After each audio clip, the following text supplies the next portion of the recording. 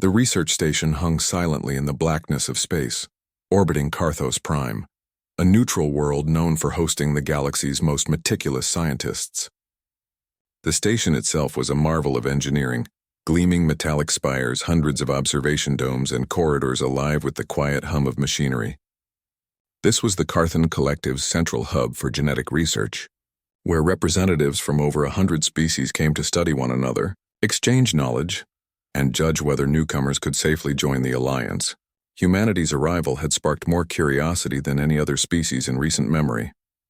Captain Elias Ward of the United Earth Coalition stood on the observation deck, looking down at the small blue planet below. He had grown used to the strange beauty of the station, the way its reflective surfaces caught starlight and the subtle vibration of its engines as it maintained orbit. Yet today his attention was fixed elsewhere. Human DNA samples had arrived earlier that week, and the Carthan scientists were eager to begin analysis. The aliens were polite but distant, and Ward knew that alien politeness often masked suspicion. A soft chime interrupted his thoughts. "Captain Ward, Dr. Vrexna requests your presence in Lab 7, said an automated voice. Ward nodded and moved quickly down the narrow corridors. He had met Dr. Vrexna briefly before. She was a Carthan geneticist with long, slender limbs and eyes that shifted colors depending on her mood. Though her species was entirely alien to humans, there was something undeniably intelligent and calculating in her gaze. When he arrived, the lab was already buzzing with activity. Holoscreens floated in midair, displaying complex genetic sequences, simulations, and cross-species comparisons. Several Carthan scientists hovered over consoles, whispering to one another in languages Ward could not understand. In the center, Dr. Vrexna gestured for him to come closer. "Captain Ward," she said, her voice calm but tense. "Your DNA has been remarkable to study." Ward tilted his head. "Remarkable in what way?" "Initially, we expected humans to be fragile," she admitted. "Soft skin, oxygen breathing, and sensitive to radiation. You do not appear formidable by our standards. Yet your genetic makeup defies every prediction we have ever made." Ward frowned. "I'm not sure I understand." Dr. Vrexna tapped a holographic display. Patterns of human DNA spiraled in three-dimensional space, illuminated by the lab's soft light. We ran simulations of environmental stressors, extreme cold, heat, starvation, radiation. Every species we have tested eventually fails. Their systems collapse. Humans survive. Not just survive physically, but maintain cognitive function. Your minds do not falter, even when the body is under extreme duress. Ward felt a chill, but he fought to remain composed. "So humans are strong?" "They are more than strong. They adapt. They evolve in ways we cannot predict. We have observed mutations that appear within a single generation, triggered by environmental factors or extreme stress. These mutations enhance resilience, intelligence, and even empathy in some cases. You do not just survive disasters, you grow stronger because of them." The words sank in slowly. Humans had endured countless wars, plagues, and natural disasters on Earth, yet somehow survived, and the Carthan scientists were seeing that reflected in their DNA. "Show me an example," Ward said, stepping closer. Dr. Vrexna's eyes flickered with an unusual color, something between blue and violet. She activated a simulation.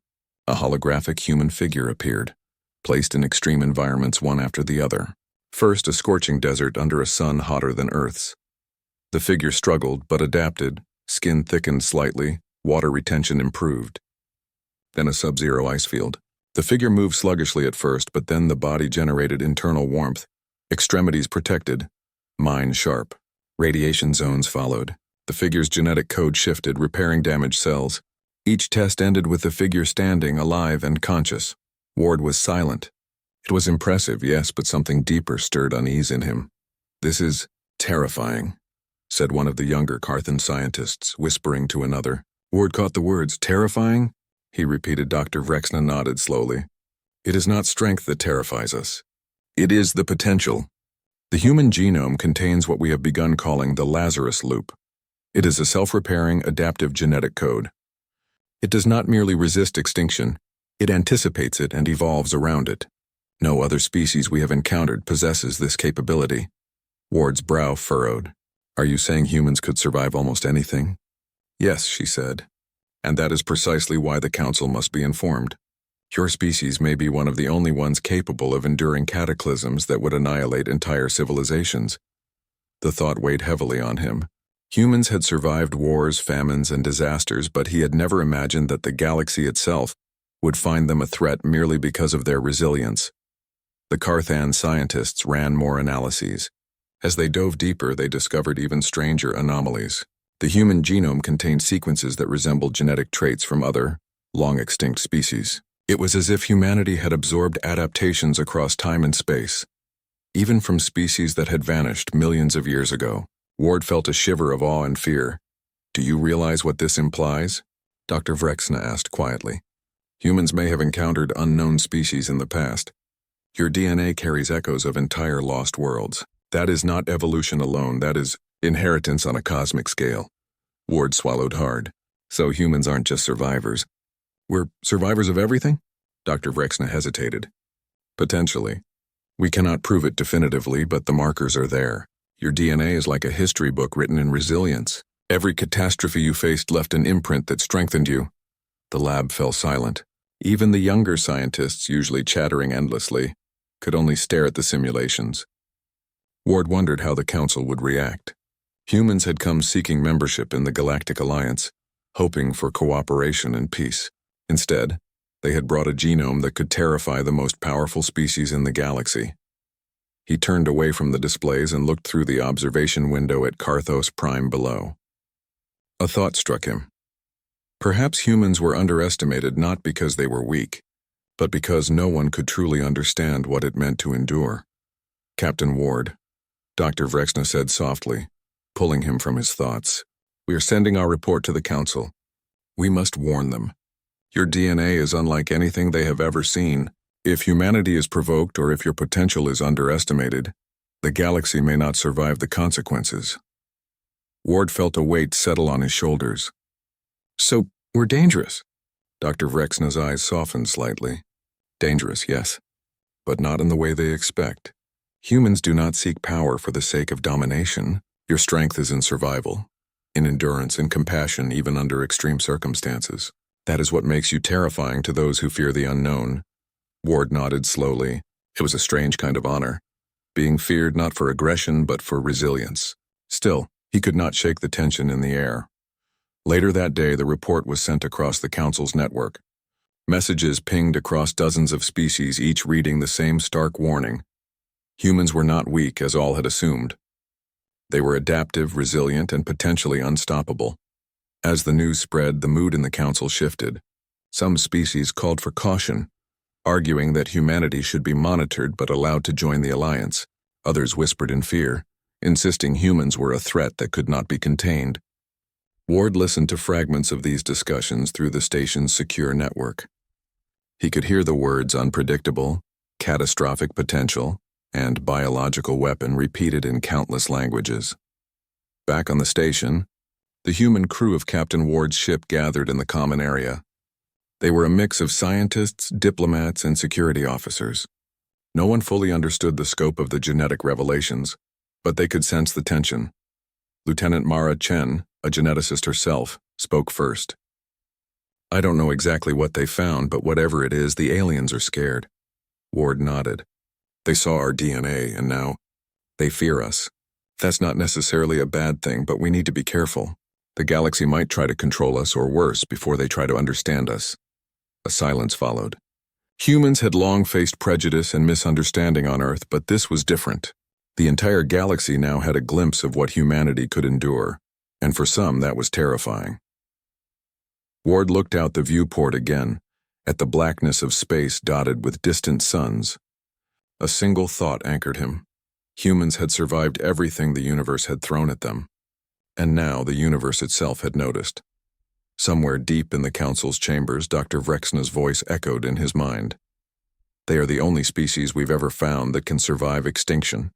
If they are provoked, the galaxy will not recover." Ward did not smile, though part of him wanted to. Instead, he prepared for the Council meeting. Humans had come to join the Galactic Alliance in peace, yet they carried within them a power that no species had fully comprehended.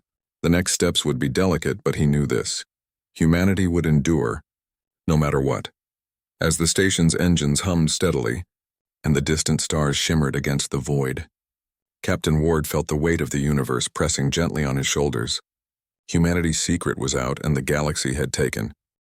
Weeks passed since the Carthan Collective's report reached the Galactic Council. Word of humanity's extraordinary DNA spread like wildfire across the stars. Some species treated it as a marvel, a sign that humans might bring something new and unique to the Alliance. Others whispered in fear, calling humans a biological anomaly or even a living weapon. Captain Elias Ward returned to the orbiting station for the council meeting. This time, the tension was thick enough to cut with a blade. Representatives from dozens of species filled the chamber, their forms strange, elegant, or intimidating depending on the world they came from. There were beings with translucent bodies that shimmered with inner light, others armored in exoskeletons, and still others that seemed barely recognizable as living creatures at all. Yet, despite the differences, one thing united them: fear. Dr. Vrexna approached Ward before the meeting began. Her usual calm demeanor carried a rare weight of worry. "Captain Ward, they have seen the data, but they do not understand it," she said quietly. "Some factions want to quarantine humanity immediately. Others argue for destruction. You must speak for your people. You must show them we are not a threat." Ward nodded, feeling the responsibility pressing on him. "I will," he said, though he knew words might not be enough. Actions would speak louder than any explanation. The council chamber settled into silence as the session began. Elder representatives took their seats, their massive forms towering over the humans. One of them, a species known as the Therax, addressed the assembly. Its voice vibrated like a low thunder, reverberating through the room. "We have received reports of human DNA. It is alarming. Humans are not only resilient, they are adaptive beyond comprehension. Their very existence may threaten the balance of the galaxy." A murmur ran through the chamber. Ward remained standing, calm, and collected. He stepped forward. "We did not come here to threaten anyone. Humans survive, yes, we endure, yes, but our strength is not meant for conquest.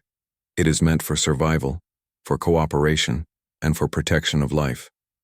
We have faced disasters on Earth that might have destroyed entire civilizations, yet we endured. We learned compassion, ingenuity, and resilience from those trials. That is what we offer the galaxy, not fear or destruction." The chamber was quiet. Silence stretched as the representatives processed his words. Ward continued, speaking from experience rather than theory. "You fear our potential because it is unknown. But potential alone does not make a species dangerous. Our choices do. And humans choose life, understanding, and cooperation.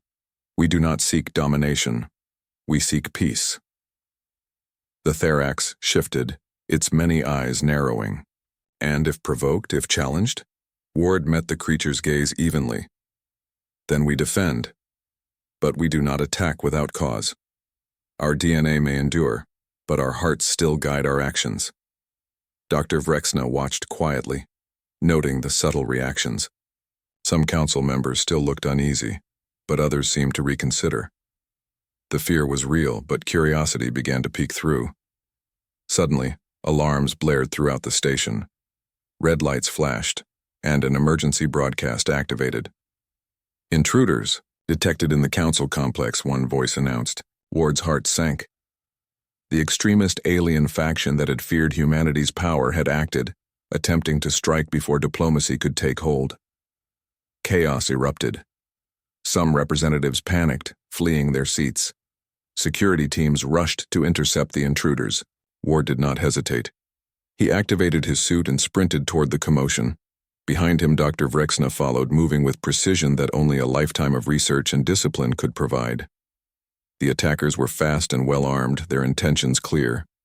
Yet the humans did not fight recklessly. They moved to protect the council members, guiding panicked delegates to safe zones and shielding the smaller, more vulnerable species. Each action displayed courage, but also intelligence. Humans were not just enduring, they were thinking, adapting, and leading under pressure. Ward confronted the main assailant, a heavily armored alien with sharp, retractable limbs. The creature lunged, expecting violence, but Ward anticipated it.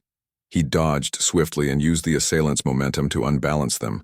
Others tried to breach the council chamber, but the humans blocked them at every turn, protecting delegates instead of retaliating aggressively.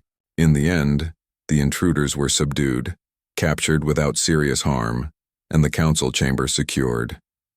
The silence that followed was heavy, but not with fear. It was awe. The council had just witnessed humanity in action, and the display spoke louder than any report ever could.